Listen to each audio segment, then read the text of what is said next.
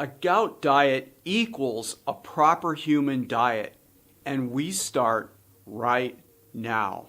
Hi, I'm Dr. Pete. I am a PhD biochemist, a nutrition network advisor, and a primal health coach. In 2016, I was diagnosed with gout, and then in 2019, I was diagnosed with prediabetes. I went onto a ketogenic diet, and I reversed my diabetes in 52 days based on A1C and my fasting glucose, and I have put my gout in remission. In today's video, we are going to explore the type of food you can eat to put your gout in remission. Over the last weeks and months, I have outlined the hard science that I believe tells us how we get a gout flare. And from that information, we have developed a plan for remission. I have linked that video above. Let's review the mechanics of a gout flare. So first and foremost, we have the ingestion of what I call a standard American meal. And in that standard American meal, there will be a high load of glucose, a high load of fructose, and if it's an evening meal, there may well be also alcohol. Remember that the standard American liver is sitting there waiting for these calories to arrive. The hyperglycemia, the high level of glucose, the high level of fructose, and when those macronutrients reach the liver, we have a condition that I call simultaneous excessive calories, and the liver is overwhelmed. Remember that the metabolism of fructose leads to a sudden acute rise in uric acid. The hyperglycemia activates a biochemical pathway, which is called the polyol pathway, that converts glucose into endogenous fructose. And then the fructose is broken down as described in the previous videos to produce a sudden acute rise in uric acid. The sudden acute rise in uric acid causes mitochondrial dysfunction, de novo lipogenesis, which means in English that we're producing fat right in the liver, and much of that fat is going to be transferred out into the circulatory system, where it will travel to the adipocytes, fat tissue, and be stored as stored calories. We also activate the inflammatory cascade with the activation of JNK1 and IL-1 beta. When this process happens in the chondrocyte, which is the biological cell found in the joint, then we can have a gout flare. Now, I'm introducing a new concept. When we have the acute sudden rise in uric acid, this activates what I'm going to call now, which comes from Richard Johnson's work, the fat switch. And what I mean by that is when we get this sudden acute rise in uric acid, we shunt all of the calories that are there into de novo lipogenesis, the formation of oil droplets in the liver, and also the transfer of triglycerides and fat essentially out of the liver into the VLDLs, and then the fat is transferred through the circulatory system to our fat cells. We're calling this a fat switch. So why the concept of the fat switch? It's important to recognize, since all I've done for months is talk about the negative aspect of the gout flare, right? How eating too much fructose and having a hyperglycemic event, and then perhaps also having alcohol on top of that, leads to this cascade of events that ends up with the gout flare. Why does our human body work this way? This is the question. And the answer lies with understanding the purpose of the fat switch. To do that, though, we need to talk about the evolution of the human. And I know that in the popular social media that we hear a lot about the ancestral way of eating and the various specific groups, the plant people, the keto people, and the so on people. They all use this human record in a way to argue for their agenda, what they believe is the proper human diet. So here's what I want to say about this. The fat switch was indeed important to us, for sure, when we were hunter-gatherers. And regardless of whether you think, humans only ate plants or they only ate meat, which those two arguments actually I think are fairly false. We are omnicarnivores. We're omnivorous, somewhat like bears. We eat a variety of different things. And that means that in the olden days, before modern times, we in fact were eating carbohydrates, and we ate meat and fat and organ meats and so on. We ate what we could get when we got it. Now I'm going to give you a metaphor. So let's say we're a troop of early humans and we're moving through a forest from our last food source. It's most likely true that we were ketotic. In other words, we are in ketosis, because moving from one food source to another is relatively problematic. We had to be able to have a source of calories to burn, fat, all right? Fat calories, in order to get us from one food supply to another. So let's say we're going along in the forest, and this is a metaphor, people, and we come to an apple tree that is hanging full of apple fruit, right? There's apples everywhere in this tree. Common sense. We would have stopped, and we would have sat down, and we would have started eating right away, right? You're hungry. Who knows how many days that we've traveled from our last food source. Who knows how the hunting has gone since then. What meat and fat have we had access to? So we're going to eat the apples, and no doubt we probably would stay there for a day or two until we've exhausted that food supply, and we would leave that area now carrying what we could with it. So here's the significance of the fat switch. The apple is going to be primarily carbohydrate, and it's going to be a high load of glucose and a high load of fructose. And what does it do? It hits the liver, it activates the fat switch, so all of those incoming calories are being diverted into fat, and we burn the fat after we leave its source, right, until we reach the next food supply. So the fat switch is designed to work so that we can store fat.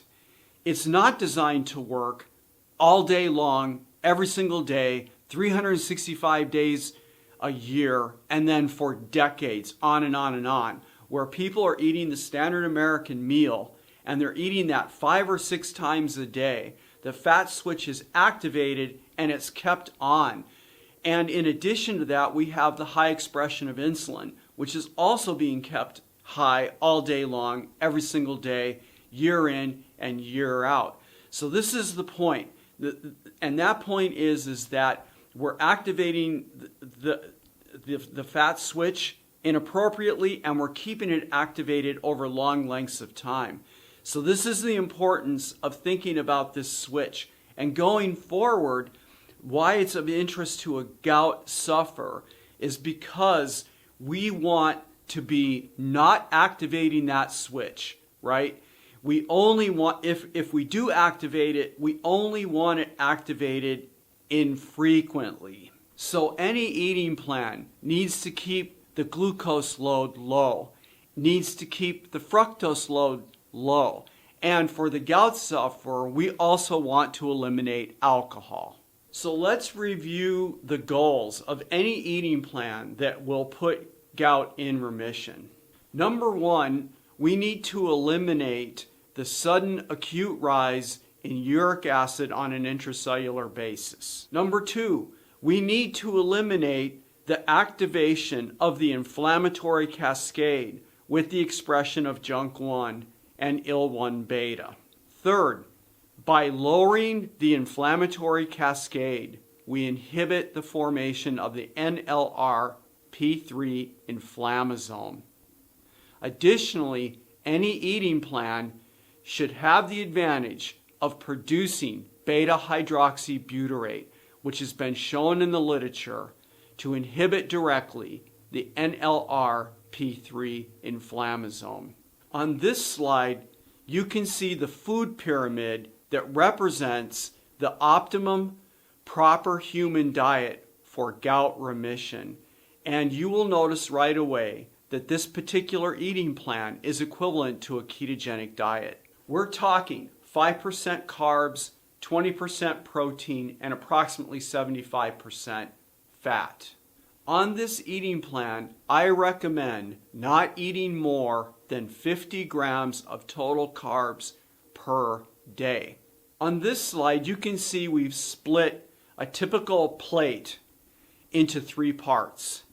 In 2 of the parts will be green listed keto approved vegetables. And then in the 3rd segment will be protein approximately the size of a fat wallet, a fat men's wallet.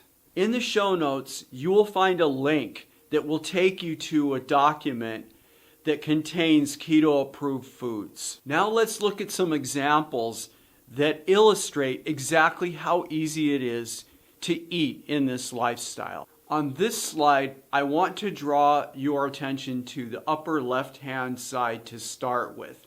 So we have across the top of the slide 4 different breakfasts. On the left, we have 3 eggs cooked over easy on a bed of chicken liver. Yes, you can eat chicken liver in this lifestyle without risking the gout, as long as you're only doing it occasionally. Next to the right, you can see that I've got a basil omelet there. I think there's some cheese in the omelet or cream cheese, and it's accompanied by sausage. The sausage is excellent. The only thing that you have to be sure of is the source that you're getting it from, because sausage is composed of usually of pork or chicken, right? And it's mixed with fat, and then it's mixed with the seasoning. And there are some companies, especially if you're buying this off the shelf at the store, that put sugar in sausage. So you need to turn the package around and look at the nutrition label and also the ingredient list. And remember Dr. Pete's rule of thumb. If the total carbs listed are greater than 1 gram total carbs per serving, put the package away and walk. The next plate to the right, again, are eggs over easy, and in this case they're accompanied by pork belly that you can get at Costco, and the pork belly has been fried with seasoning. It's excellent. The level of fat is really, really high. There's good high quality meat in it. This is a fantastic breakfast. And then the last plate to the right is a cheese omelet with some Chula hot sauce accompanied by bacon. And then you can see another protein source to the right. That's leftover pork loin. Now I want to draw your attention to, the left side of the slide and down on the lower end. And now we're looking at different dinners. So the first plate on the left is fried chicken, accompanied by yellow squash and Japanese eggplant that has been baked. Next to the right, we have beef roast soup, which can be done in a slow cooker. It's a fantastic meal, and it's hot, especially on cold winter days, and completely low on carbs. And then to the right, I have a pizza here, and this one has merguez sausage on it, along with basil. And I put this example in here to also make another point. The crust is composed of chicken, ground chicken, which has been mixed with eggs right into a paste, laid out flat on the pizza pan and baked. It is not cauliflower crust. Do not go down the road of cauliflower crust. There's too many carbs. Cooked this way, this pizza was like amazing, right? Very, very good and very low on carbs. And then you can see the final plate over on the right is baked pork loin, accompanied by baked Brussels sprouts and yellow squash. Fantastic. Just gives you an idea of the kinds of food that we eat in this lifestyle. Extremely easy to do. This is not rocket science. It's really quite simple. So to circle back, all of the meals that I just showed you, they lower the acute rise in uric acid within the cell.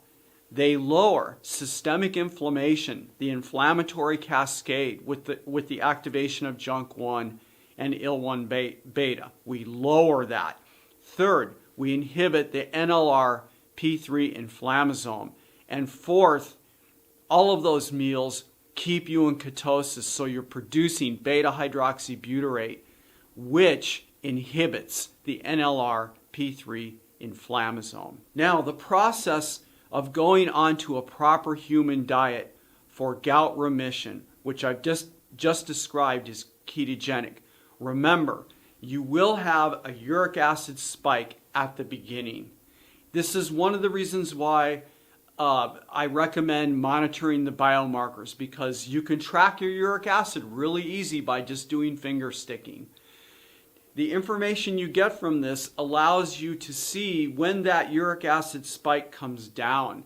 So I want to just take a brief minute to show you some of my own data. When you look at this graph, you can see that in 2019 my uric acid values were quite high. This is the spike. And then in 2020 you can see that that grouping of dots has come down, and my uric acid is centering around 7 or 8.